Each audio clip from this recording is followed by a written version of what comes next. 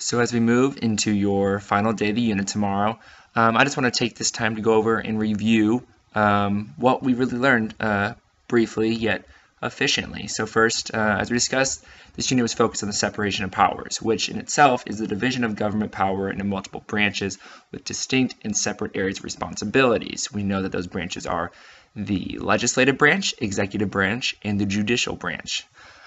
First mentioned, like I said, in Aristotle's Politics, it has progressed into a very important aspect of the federal government in the United States.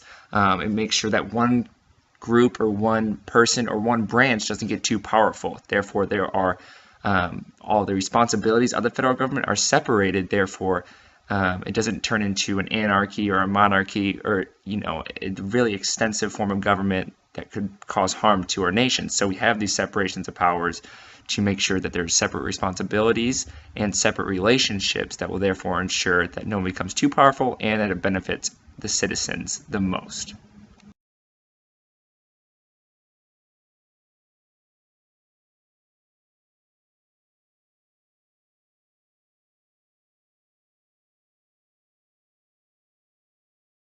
So the first branch that was set up and the first branch that we discussed in this unit was the legislative branch. And like I mentioned before, this branch consists of two separate houses, the House of Representatives and the Senate.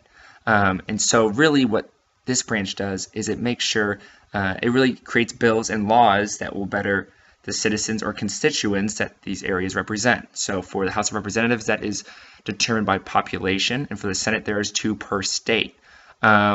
So there are a number of different responsibilities and characteristics within each of them, but really the general idea is that the Senate is designed to be more deliberate and stable. That's due to the 6-year terms that they hold more time to get things done and to make sure that their campaign can be sorted out, while the House of Representatives is kind of quicker and more efficient. They want to get in and they want to make a difference immediately because they have more direct representation to the citizens. So there's still only 2-year terms for that group.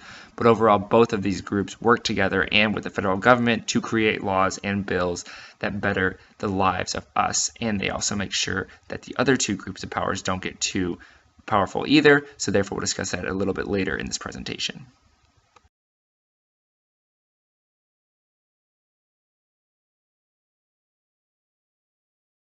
The second branch we discussed, and you could argue that it is the most powerful, is the executive branch.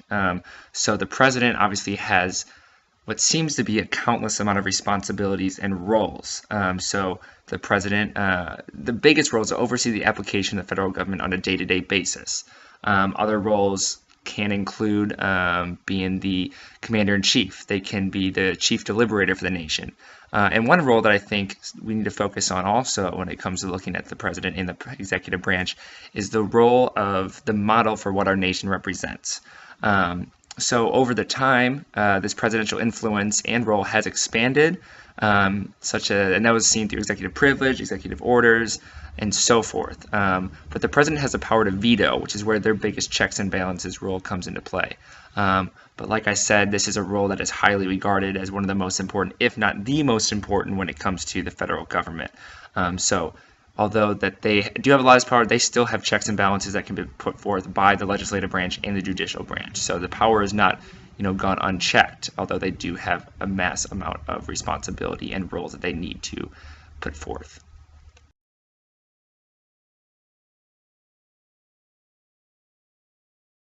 The final branch that we discuss when we are talking about checks and balances and the separation of powers is the judicial branch. I sometimes think the judicial branch is overlooked because it is not as kind of focused on and news-centered as the other two branches. And I think this could be to the fact that there isn't many elections that come to the judicial branch, and that is where a lot of the lack of bias comes from the judicial branch. All these courts and the Supreme Court, the justices are elected to life terms. Therefore, they aren't receiving bias to try to get votes or to try to get reelected or campaign. Once they're elected, the Supreme Court has the opportunity to serve out their life term or until they resign. But the biggest part of checks and balances for the judicial branch comes from judicial review, and that is to deem that the two other branches, what they're doing is considered unconstitutional. This is first seen in Marbury versus Madison, but it's really expanded, and it makes sure that the executive branch and the legislative branch are still acting within the law. Just because they're elected officials at a very highly regarded federal government does not mean they can act above the law, and they still need to be put in check, which is where judicial review comes into play.